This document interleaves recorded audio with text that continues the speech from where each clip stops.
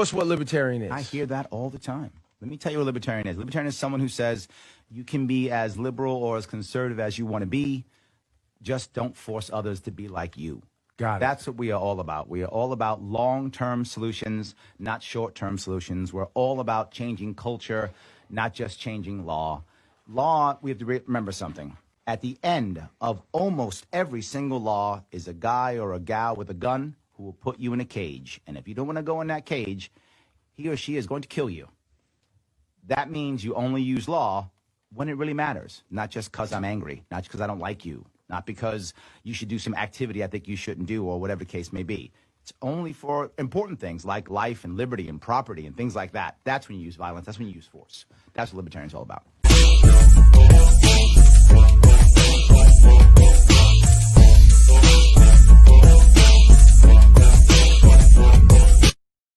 Hey everybody, it is Larry Sharp here at Libertarians Drinking Coffee Live. The brand is strong. I got a clear cup this time, I know, crazy. But it's in the afternoon, 3 p.m., and that means we are talking to libertarians, and what's important about that is this is our media. So guys, get out there, like, comment, share, let people know that this is happening. It's important. If you're out there and you just zip by and see my handsome face, click like and keep zipping, but click like anyway. Comment, say hi, share it with your friends. The algorithms matter. We have to grow our media. That's up to you to do that. So please do that.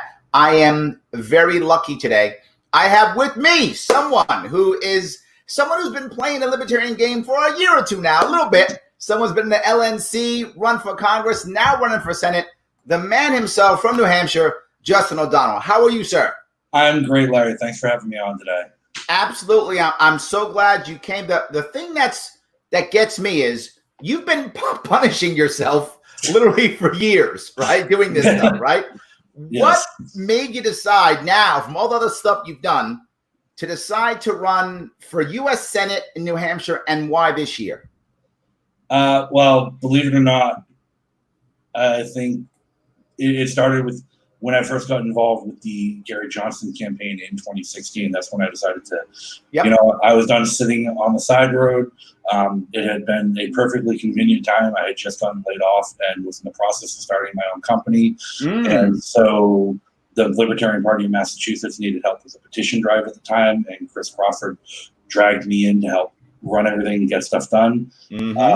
Since then, I think it's just been my willingness to not stop and just to do everything that somebody's asked me to do and help and keep pushing forward and fighting that's kind of propelled me and pushed me forward, because I haven't really sought out to do any of this stuff. It's been people who've asked me to. But you did really well in your congressional race, didn't you? I got about 2.5%, about 7,000 votes in that race. Nice. For a very low budget race. We ran with less than a $3,000 budget. Half of it was out of my own pocket. Wow. So this year we're trying to do the exact opposite of that, because we have a bunch of concerns. But again, I said I wasn't going to go into this like I did 2018. If I did this, we were going to take it seriously. We were going to fundraise, hold a lot of events.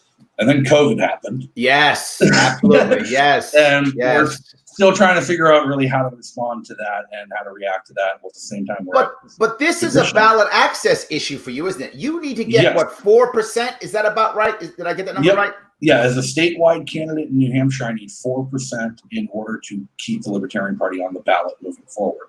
Got it. So 4% for either myself or for Darryl Perry, who's running for governor.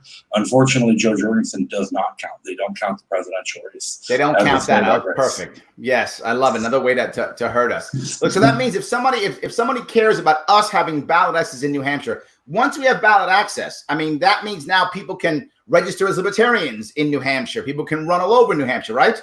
Right. It's beyond that. New Hampshire has some of the easiest ballot access for major parties in the country. There we go. If you want to run for state rep in New Hampshire, it's as simple as filing a $2 filing fee at town hall before the election and saying, I want to run for state rep. But if you're an independent or a libertarian right now, you then have to go collect 150 signatures of registered voters. 150 doesn't seem like much, but they all have to be in your district. In New Hampshire, 400 state reps. Got it. Smallest legislative districts in the country.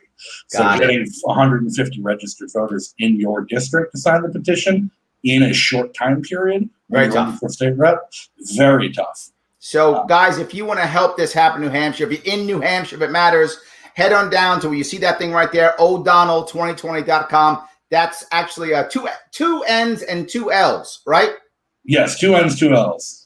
I spelled it wrong here. 2 N's, 2 L's, right? 2 N's, 2 L's, O'Donnell2020.com. Go over there, click on the gold button that says donate, and give what you can to get this man so he can move and get ballot access for everybody, because Joe Jorgensen doesn't count here. However, you're working on that too, aren't you? Part of this movement for you is to get her on the ballot also, isn't it? Yeah, absolutely. So the petition drive we're doing right now, we need 3,000 signatures to get on the ballot. And again, I know people from other states, bigger states like Illinois, California, Texas, 3,000 doesn't seem like that much. We're a small state. There's not that many people in New Hampshire. 3,000 signatures is a lot for us to get. And again, it's a short order and it's a pandemic. People don't want to talk to us. Right. Yes, absolutely. So it's hard going. We are trudging through the dredges every day. We have people out there. I'm out at least 2 to 3 days a week myself. So you told me, though, that there's actually a chance, if you don't do this right, that you and Darryl Perry could be in the ballot and Joe Jorgensen may not be. Right. Fortunately, LPNH had our convention back in January, and myself and Darryl were nominated back in January. Darryl, in his wisdom, decided he was going to start petitioning right away, not going to wait for a presidential candidate. We decided we weren't going to spend any money on that drive. That was going to be a purely volunteer effort. And anything collected there could just be buffer in case we came close. Sure. Yep. Turns out we're going to need that buffer. Got it. So it turns out we're going to need that buffer, and it might be just enough to put me and Darryl over the edge, but it's going to come close with Joe. And right now, so that means we have to rush to make that happen too. Guys, again, I'm bugging you again. If you want to make sure Joe Jorgensen is on all 50 states, we got to get her on in New Hampshire. O'Donnell 2020, 2 N's, 2 L's, 2020. It's spelled right now. 2 N's, 2 L's, 2020. Do that. Hit that gold button, donate, give what you can so we can make sure we get them, absolutely get them on the ballot, all of them. I have a question here from Joe. Is collecting petitions electronically, is that an option in New Hampshire? No, it is not. Every single petition must be signed on a piece of paper in person.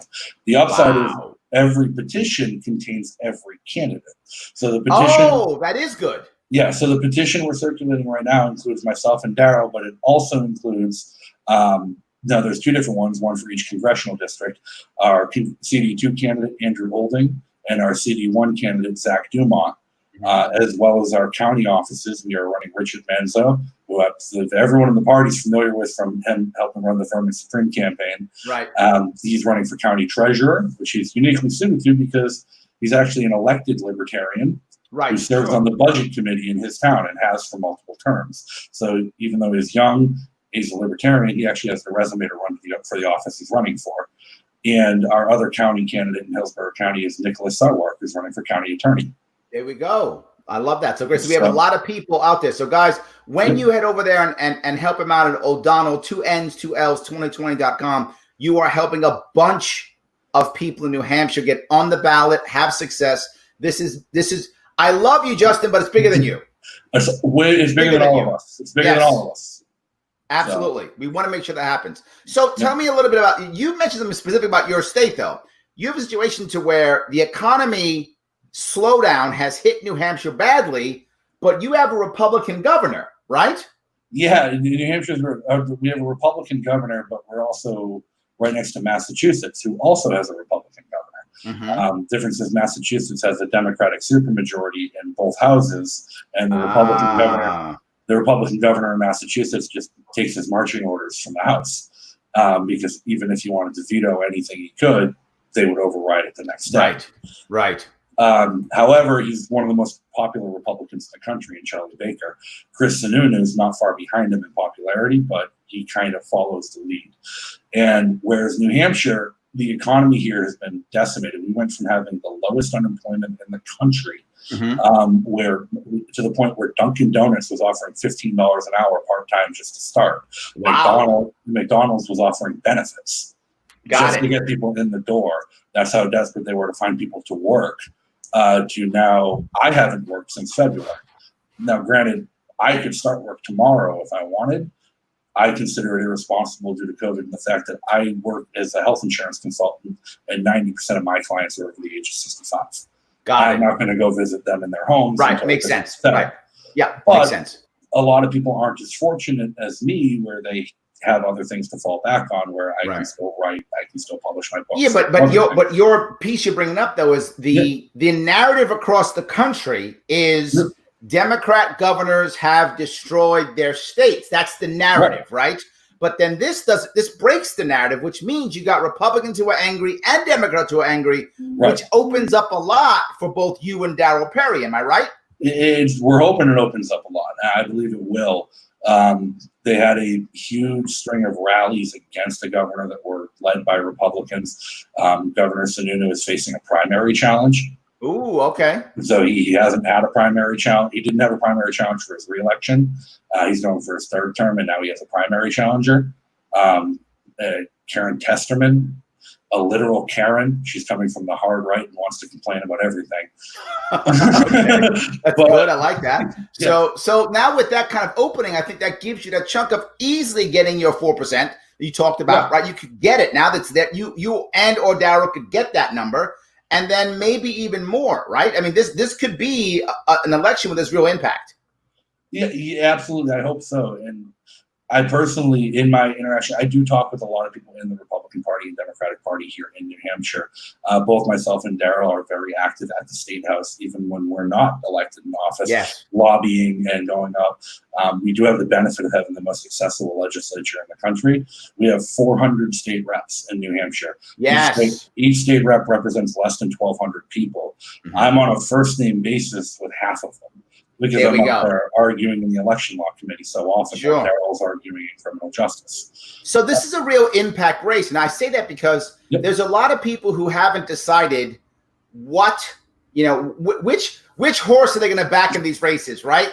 They've got limited funds, what they're going to put in. And what I'm saying is, if you're watching this now, Justin's a horse you should put your money on because he's going to give you impact. Head over to O'Donnell 2020. That's 2 N's, 2 L's. O'Donnell2020.com. Click on the left-hand side of that screen. You can see a donate button. It's gold. Click on that thing and give whatever you can give. If you want to make sure that New Hampshire makes impact this year, if you want to make sure that Joe Jorgensen gets on the ballot this year, if you want to make sure that New Hampshire gets ballot access this year so that we can grow this party, that's what we have to do right now. Absolutely. I think New Hampshire is primed to be the state that does go gold eventually, too. Another thing, yes, absolutely. So everyone likes to talk about the Free State Project and why hasn't the Free State Project done much for the Libertarian Party. I think regardless of free staters having their own ideas, a lot of them want to opt out of the government and don't participate at all. And I respect that because I'm a member of a community here full of a bunch of non-voting people who will never vote in their lives, but have created an amazing off-the-grid economy of voluntarists, homeschoolers, and a community where I can go and I'm going to go have dinner tonight and I'm going to pay in Bitcoin with no cash involvement. There we go. So there is a push towards a libertarian lifestyle in New Hampshire, and that is very, very deep-seated in the motto of our state: live free or die. Live free or die, absolutely, yes, absolutely. One of my favorite parts of New Hampshire is whenever I do go to the State House to testify on election law bills. I'll walk around, see what's happening earlier in the day. If there's another interesting bill I might want to pop my head in on. Every citizen of New Hampshire has the right to testify on every bill. It's not invited lobbyists. Every once in a while, I'll walk in and they'll be discussing something, some mundane regulation, and there'll be an elderly person who drove up for the day to testify who will just start yelling at them, read the damn license plate, live free or die. That's good. I like that. That's the mentality I want in the people I want to represent. Absolutely. Well, we have something we should call you O'Donnell Double, because the 2 N's, the 2 L's in 2020. That's, you're double. I like that. That's it. It's not too bad, James. It's not too bad. There we go. So now you got new bumper stickers or new hashtags. All good. Yeah. I love it. Either one is it's all good. So what you're saying here, though, is you have a bunch of niches that would naturally be on your side, right? Those who normally wouldn't vote might actually choose to vote because of you. Those who have niches within the New Hampshire world might also decide to jump on your bandwagon, on your train, because you align more with the culture of the state. Am I hearing that right? Yeah, and people are angry. This year, people are angry. So many people lost their jobs, lost their livelihoods, lost their social life. So many people who even retired or only worked part-time because it's not expensive to live here. So a lot of people choose the leisure life when they're older. Can't go out to the bar. They can't go get breakfast at the diner anymore. They don't see their friends. People are angry, and people aren't seeing the justification because all of the shutdown we had one of the worst shutdowns in the country to start, but we haven't had an outbreak. Like I, to this day, do not know a single person who has tested positive for COVID in New Hampshire. Wow. Never mind gotten sick and had to be treated. At the height of the pandemic in Massachusetts, right to our south, Massachusetts was actually having issues with hospital capacity and needing help from New York to get supplies. I remember Bob Kraft and the Patriots had a big thing about going around the government to get supplies for New York and Massachusetts because the government stole them all at the port. At the port, yes. Yeah. I've heard that more than once. Yeah. I've heard that story more than once. Yeah. New Hampshire was laying off nurses. Wow. Because they canceled elective procedures, and with the elective procedures not sustaining the hospitals. Right. Absolutely. That's where the money is. The beds were empty because there was no one in the emergency room. Absolutely. Because the plus side of it, again, on top of nobody in the emergency room for COVID, everyone was quarantined, no one was driving. There was car accidents right now. Yeah. Normal as to the hospitals were struggling and having to lay off and furlough employees because we didn't have that problem in New Hampshire. And I think one of the biggest problems with the COVID response that people aren't realizing is that we went with a one-size-fits-all approach for the entire country. I'm willing to concede that maybe Boston and New York had to take things seriously. Yes. But New Hampshire and Montana, there was no reason for us to wreck our livelihoods over it. Absolutely. Look, the huge amount of cases happened in the metro area of New York, New Jersey. Something like 1/3 of all the deaths, or something like that. So I made the number up. It's a large number like that. Like 1/3 of all of the cases happened in the New York metro area, New York City, New York State, the Connecticut area, right, Jersey. And again, we're packed. We're the largest city in the country. We probably should act differently than New Hampshire. Right. So why does Manchester, New Hampshire have to have the same regulations as Brooklyn? Absolutely. It doesn't make sense. Do you know about how many people are in New Hampshire? I believe we are just under 3 million. Just a 3. So about the same. 1 million. So the population of one of your boroughs. That's what I'm saying. Queens is 2 million, right? I live in Queens. It's 2 million. Well, no, we're at 1.36 million now. So there's actually more people in my borough. Mm-hmm. There we go. Yes. There's more people in my borough. There we go. Yeah. Yes. So I don't know why we'd have to follow the same rules when your entire state's my borough.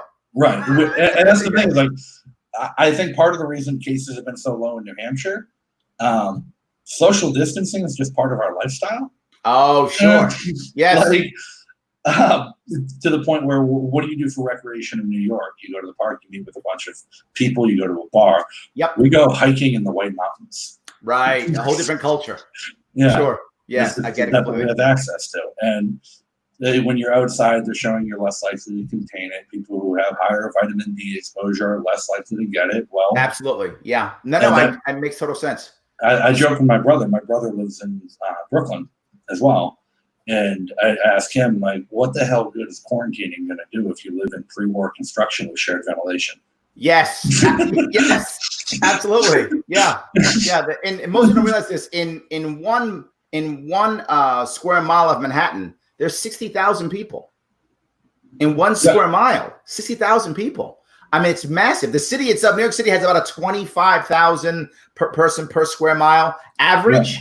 But Manhattan is our densest, right? It's the densest. It's about 60,000. It's huge. The density in our state is massive. So, but okay, let me go back to your race, though, if I could. I appreciate what you're saying.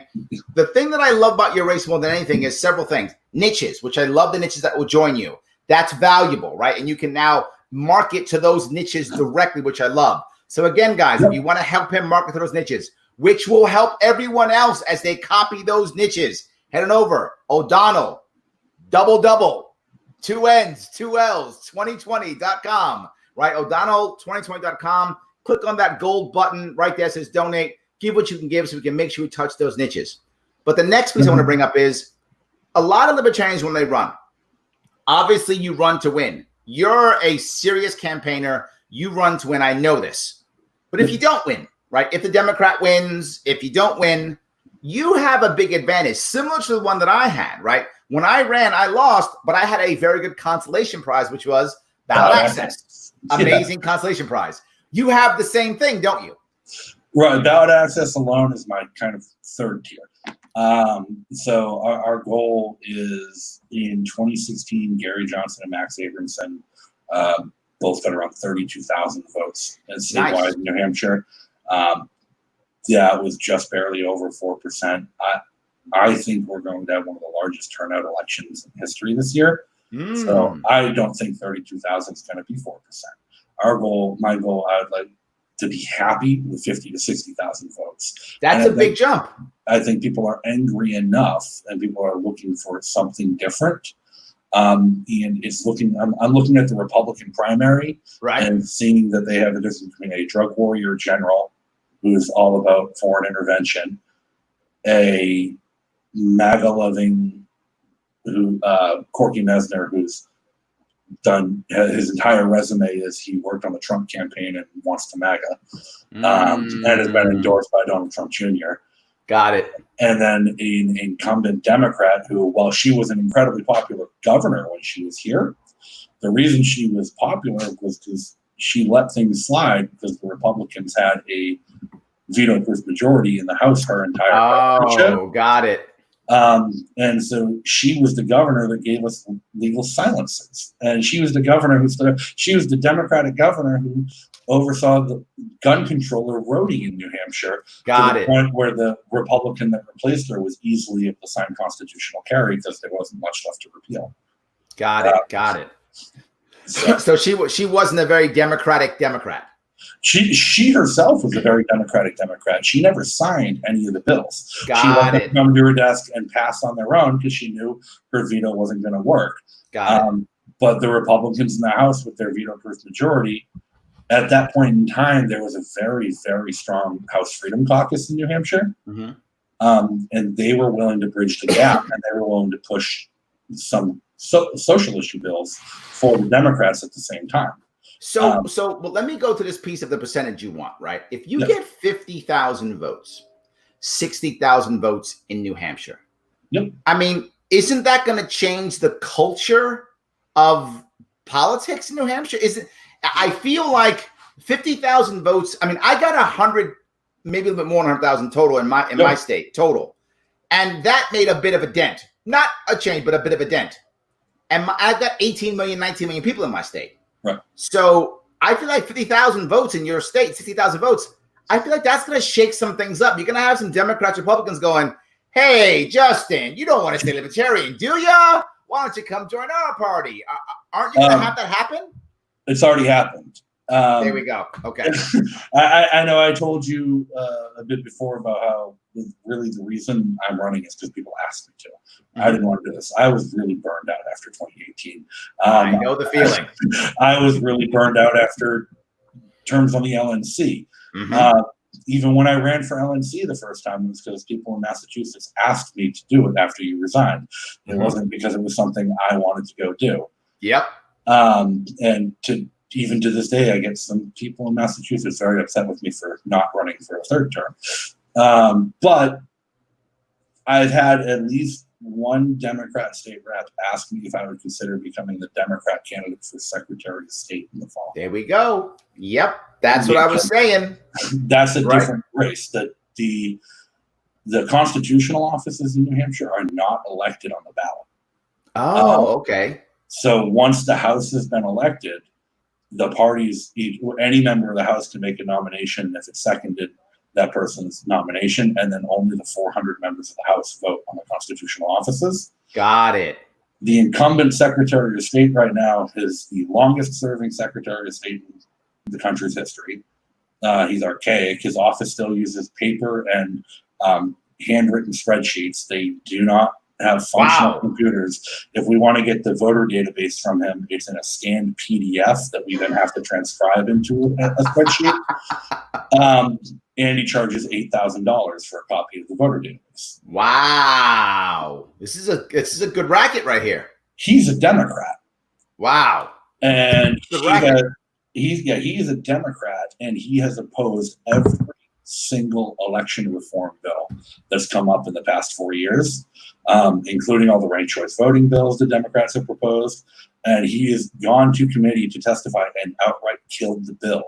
Hold on, Justin. What I'm hearing from you is something that I rarely hear, and that is you really know the workings of your state. And a lot of people I talk to, they know like the concept, but you know. I mean, if we can get you to make real impact here, you can assist so many people in running in your state. This is such an explosion that can happen. You can actually not run again if you don't want to, because you will have people who will want to actually run and come to you for help. That'd be the great hope. Now, there is someone who I kind of look to as an example of what I want to do with this, maybe even after the election. And that's a Democrat, Colin Van Ostrand. Okay. Colin Van Ostrand, he ran for governor against Chris Sununu, and he lost. That was Chris Sununu's first term. Mm-hmm. Then he ran for Secretary of State. He's the first person I know of who's ever run a campaign for Secretary of State in New Hampshire, because there's only 400 voters in that election. Yep. And it's a very privileged set of people who vote. It's the House of Representatives. He spent hundreds of thousands of dollars campaigning and lost. To somebody who spent $15 on their campaign for re-election for the 30th term. Right. But his whole point wasn't to win. His campaign wasn't about making me the Secretary of State, because he was saying, listen, he only gave a shit about election reform. He didn't even know anything about all the business registration and the licensing and the other 80% of what the Secretary of State does. Got it. He ran and he used his campaign to make a statewide PAC to campaign for election reform, and even down to on election day, I get it. Send buses out and get people to the polls to make sure he had a hotline for people to call, like, "Hey, they don't have ballots for the Libertarian Party at my precinct." So you are literally building out an infrastructure that we can use in the future. You are building out something that other states can copy. This is what guys, if you want to support somebody, go right now. O'Donnell 2020, double, 2 N's, 2 L's, 2 20s, right? O'Donnell2020.com. Hit that gold button, click donate, and let's build this party out, not only in New Hampshire, but let's make this the example for other states to copy. A lot of states are struggling with this. Justin, you know this. They're struggling. How do we make it happen? We can't draw good talent into our party. We got people who are liberty-leaning who won't even look at our party because they don't think we have an infrastructure, and often they're right. So let's build that infrastructure so that when they go, you know what, I'm thinking libertarian, we go, come on over. Come on over. Yes. We got you. We got you. Absolutely. Guys, let's support him right now. O'Donnell2020.com. Click that donate button. Give whatever you can give. Let's make this happen. Look, Justin, anything else you want to cover before we wrap this up? And I just want to thank you again, Larry, so much. And again, from the outset, from when people first started asking me to do things and get involved, Larry's been there for me. Larry's been in my ear. Larry's bugged me to run for things. Larry bugged me to run for LNC when he was stepping down. And I wouldn't be where I am today without the help of people like Larry who do take this seriously, and everyone watching. All the most I can ask of you is to take this as seriously as Larry has done, because without you guys committing, without boots on the ground, without people, all the money in the world isn't going to help if I don't have petitioners to pay in New Hampshire. So we have people to come out and do it, and people who are willing to put their feet on the ground to actually do things. You can see on the wall behind me my signs from 2018. We're going to have a bunch more. We're going to have a different strategy. We're not going to do small yard signs this year. We're doing big ones at intersections instead of wasting money on things that people aren't going to see. I need people to help me put them out. I need people to get them delivered. So anybody watching this in New Hampshire, if you want to get involved, again, on the website, right under that donate button Larry's talking about, there's another one. It says volunteer. Yes, we need those too. Yes, we do. We need those too. Absolutely. I didn't push the volunteer piece because what I did mention, and this is an important piece that you bring this up, is for you to get in debates, you got to raise $20,000. Yeah. So that's why I'm pushing the cash, guys. If you want this guy in the debates, if you want to see this guy who knows the details, who can show these guys what's up, who can get at the debate stage and knock it out of the park, you got to go to O'Donnell2020.com, 2 N's, 2 L's, 2 20s. Click on that donate button. Give what you can give. And if you can't give, if you're strapped because COVID's beat you up, and I know it's beat a lot of people up, if you're in that world where you just can't give, you love Justin, but you can't give, no worries. If you're in the area, and you've got some time, click that donate button, go over there and help him to get those initiatives, wave some signs, knock on some doors, hang some door knockers. And even if you're not in his area, you can hit that volunteer button and be his social media warrior. Help him share, help him get likes, help him get comments, help him make content, all those things. You can do it all to help this man get on the debate stage. Again, he needs $20,000 and he's debating. Do you want this man debating? I do. Let's do this. O'Donnell2020.com. Click that yellow donate button and let's make this happen. Thank you again, Larry. All righty, guys. Thank you for watching. Let's rock and roll. I'll see you guys all very soon. Thank you.